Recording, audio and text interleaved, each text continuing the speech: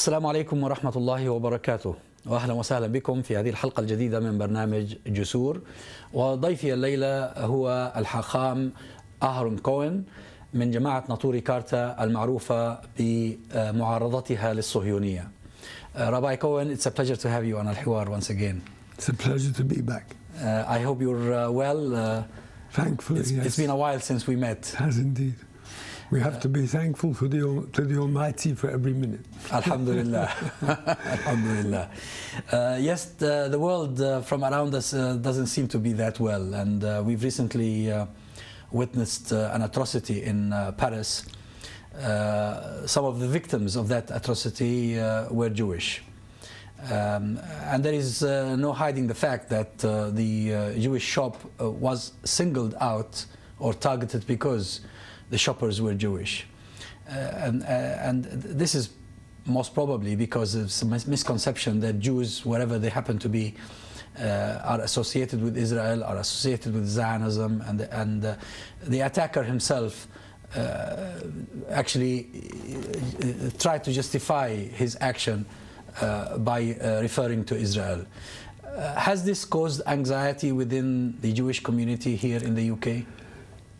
Probably in many circles it has, and this is because, sadly, a large section of the Jewish community in the UK and probably around the world do associate themselves strongly with the Zionist state. They've lost the knowledge that Zionism and Judaism are two totally differing and diametrically opposed concepts, and they themselves consider Zionism to be part of Judaism, and the world has come to that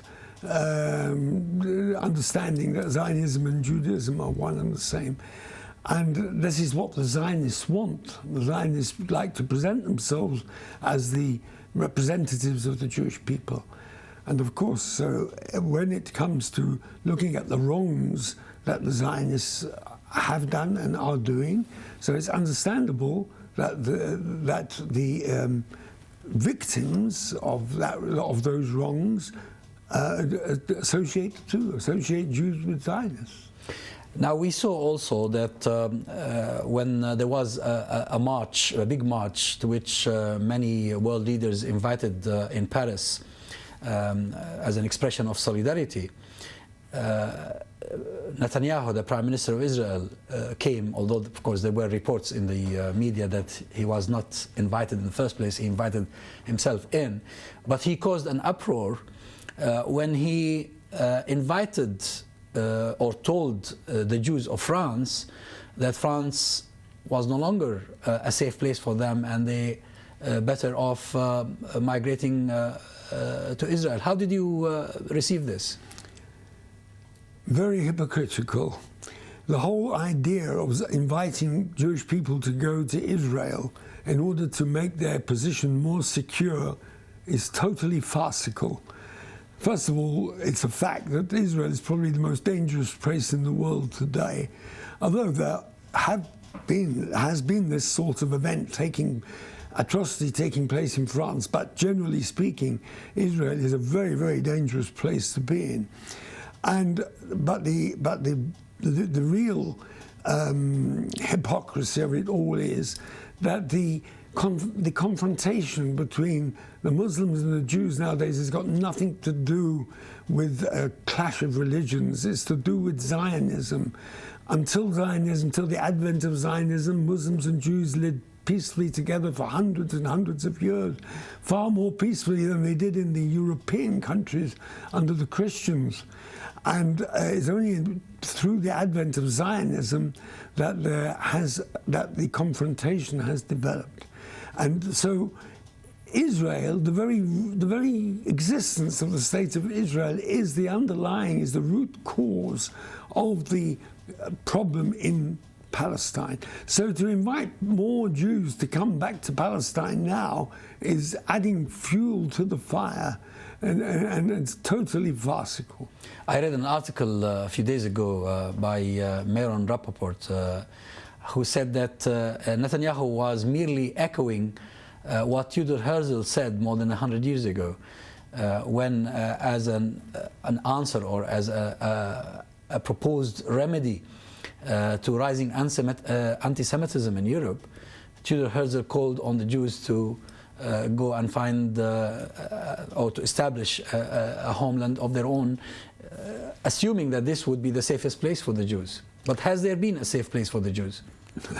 Well, one only has to look back in history. There was a suggestion once, I mean, from a religious belief point of view, we are totally opposed to Zionism. That's a separate subject again. But simply from practicality, Herzl thought that if the Jews had a place of their own, it would be safe. And there was a suggestion at one time that, by the British government, in fact, that they should go somewhere in Africa, Uganda, I think it was. And that would have still been opposed by Orthodox Jewry in any way, because we're not allowed to make a state of our own. But let's leave that aside for a moment, looking purely from a practical point of view. If the so-called safe haven would be not imposing on any other people, one can possibly see a little bit of logic behind it. But the very basis of Zionism was to settle in Palestine in a colonialization exercise and to take over the place and to not to be as equals with the Palestinians, but to take over the place and to live there. And that has been the root cause of the confrontation that's been going on in Palestine as a festering sore for 100 years. And there hasn't been a day of peace there practically since that time, but certainly since the formation of the Zionist state. I think one can say that hardly a day has gone by without some sort of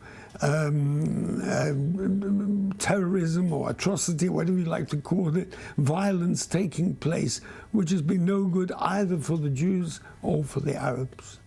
Now, the same article I've just referred to by Meron Rappaport tries to analyze the condition of the French Jewry, the Jews in France, comparing them to some of their relatives who, rather than migrate to Europe in the 50s, migrated to Israel.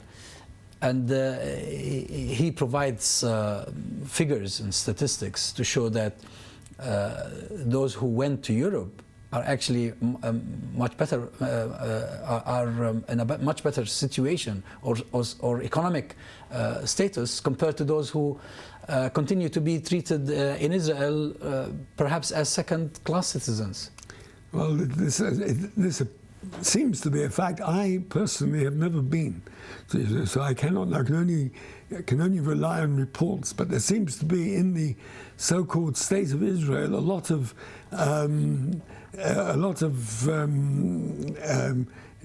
antagonism or maltreatment of different classes, and those Jews who come from the eastern countries, from Arab countries, are treated as second-class citizens. This is a fact of life there, and so they don't have the opportunity to develop in the same way as the European Jews. Now, the other issue that rose out of the Paris atrocity is the question of freedom of speech. You know, there were two sets of atrocities. The first was at the headquarters of the newspaper called Charlie Hebdo. And then the second was at the Jewish supermarket. The perpetrators of the first attack claimed they were doing it because of the blasphemous cartoons that were published by the newspaper. And now there is a lot of debate going on, even here in the UK, in the media and elsewhere in the world, about what freedom of speech stands for and the limits on one's personal freedom to abuse the other. Now, what would be the Jewish position when it comes to drawings portraying a prophet, a saint, a holy man, whatever you may consider him? The Jewish position is this, that one has to consider one's fellow man in every way. One mustn't harm one's fellow man. physically, financially, and also one mustn't hurt their feelings. And if a person has a view that something is important to him, or if a group have a view that something is important to him, even if one, from the point of view of one's own religion, doesn't consider it to be that important, which can be, there are different religions, different views, but if you know that a certain group consider that a certain thing is important, very important to them, and they even consider it possibly, they consider it to be on a very high level of importance, and you go and insult it, you are hurting that person, whether you agree with that idea or you don't, but you are hurting that person. And that is a part of our religion, as with other religions, is to consider your fellow man. That is one of the very basic tenets. You probably have heard that in our religion, somebody once asked how to learn Judaism. He asked one of our sages called Hillel how to learn Judaism standing on one leg. And he was told, yes, he was told, just love your fellow man as yourself. And the rest is just explanation. Go away and study. And this is really applies whether to our Jewish brethren or to non-Jews. You have to consider their feelings, and if they consider a thing as important, then you must not go beyond the borderline of that importance and upset their feelings. And a satirist does a job, yes, and free speech is important, but not to the extent of hurting right deep down into the feelings of a certain group or person. Now, some people are making comparisons between what's going on at the moment with the Muslim communities in Europe, and the term that has been used to describe this is Islamophobia, with what happened to the Jewish communities in the 19th century that led to the pogroms in Russia and to the Dreyfus affair in France and eventually to the Holocaust. That it starts with denigrating the other, belittling, making fun of them, and then eventually it develops into catastrophes, as we saw throughout Europe. Is this something that you can also relate to? Well, to a degree, the essential thing is, as I said, that from our point of view, you have to consider the other person's feelings. If you allow things to develop so that it upsets their feelings to the extent that attacks may take place, then yes, it could lead to far more serious results, as happened in fact to the Jewish people in Europe. And also, as part of the discussion, there are those who say that now you can say against the Muslims what you can no longer say against the Jews, because of the previous experience that happened in Europe, and because of the sense of guilt over the Holocaust.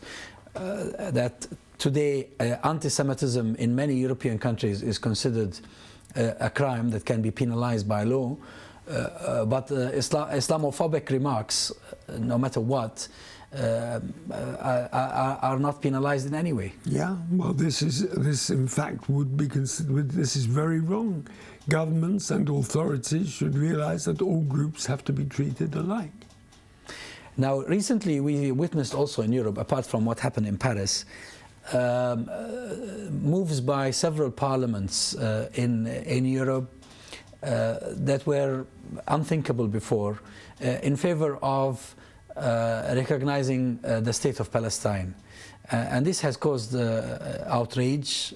Recently also there has been even more outrage when the Palestinians submitted their credentials to the ICC. I know that your position would be different from the position of those who support Israel within the Jewish community. But has this been a development you've been following with interest? Absolutely. I mean, when one thinks about it, as I mentioned earlier, I think I mentioned it earlier, that Zionism as such was not approved by the Jewish people at all when it first started. They've been spectacularly successful in their propaganda, so gradually over the years, a large section of the Jewish community, particularly the non-Orthodox, but even some of the Orthodox to a degree, have been, I call it, affected and infected by Zionism. But that has caused the wrong, which is the very illegitimacy, which is known as the State of Israel. It's an illegitimate entity, but people haven't realized that. And in fact, one of the puzzles of the 20th and 21st, one of the political puzzles of the 20th and 21st century is how countries like Europe, UK and USA support this State of Israel unquestioningly. And if you look at the history, when this country first brought out the idea of the Balfour Declaration, and there were many very deep-thinking parliamentarians who opposed it and said it's a recipe for disaster. But for whatever reason, the Almighty brought it about that the Zionists, as I say, it's a test of our faith. The Zionists have been successful. But I've always said that the time will come when this will change, because it's false. Falsehood cannot last. And it only, again, I've always said that it only needs a small swing in the political spectrum and this political pendulum for things to change. And I think we are witnessing the beginning of that swing. We're seeing parliaments beginning to recognize the logic of a Palestinian claim, and they're beginning to recognize the Palestinian state. Not yet followed by the governments enthusiastically, but I think it will come. And of course, what's not yet come is the questioning on a government level of the very legitimacy. Mm-hmm. They're beginning to recognize the legitimacy of the Palestinian claim, but they are not beginning to look at the possible illegitimacy of the origin of the Israeli state. And there will not be peace in Palestine until that comes, until the so-called State of Israel is forced to be dissolved. I always hope peacefully. We don't want violence, but we hope and we pray for a total peaceful dissolution of that false, illegitimate entity known as the State of Israel. Now, as Muslim and Jewish communities living here in the West, what can we do in order to avert a situation like the one we saw in Paris recently? The mistrust, the misconception, the misrepresentation. I mean, someone like me and someone like you, when we first met each other, we never thought probably a Muslim and a Jew could agree on so much. There is still within our communities, there is still a division. There is a wide division between communities that can unfortunately lead to atrocities. What can we do? What can we do on both sides? Only spreading the word. The fact that I'm here today talking to you is part of that activity, but it has to be done on a much, much wider level. Spread the word as much as possible that Judaism, and that's what we try and do, Judaism and Zionism are two separate and diametrically opposed concepts. The old Jewish authentic attitude to Zionism is that it is wrong. It's wrong on Jewish belief grounds. It's wrong on humanitarian value grounds. And although the Zionists have been successful and the majority of Jewish people do support the Zionists at the moment, but there's a strong minority, and we have to remember that we have as I often put it, the authority of history, because Zionism is only 100 years old, Judaism is thousands of years old. If Zionism had been part of Judaism, it would have been with us a long time ago. So education, education, and spreading the word, publicizing the word as much as possible that Judaism and Zionism are separate. The Zionists do not have the genuine rights to represent the Jewish people much as they would like. And anti-Zionism is not anti-Semitism. That is an important point, because a lot of the Western countries, I think, and I think it is accepted, their support for, unquestioningly, for the State of Israel is, in a way, it's a legacy from the Second World War, when perhaps they feel they did not do enough to protect the Jews during the Nazi Holocaust, and they are terrified of being called anti-Semitic. As you mentioned earlier, anti-Semitism is considered to be a crime, but it's only because it's their conscience which they're trying to solve. And so again, we have to spread the word.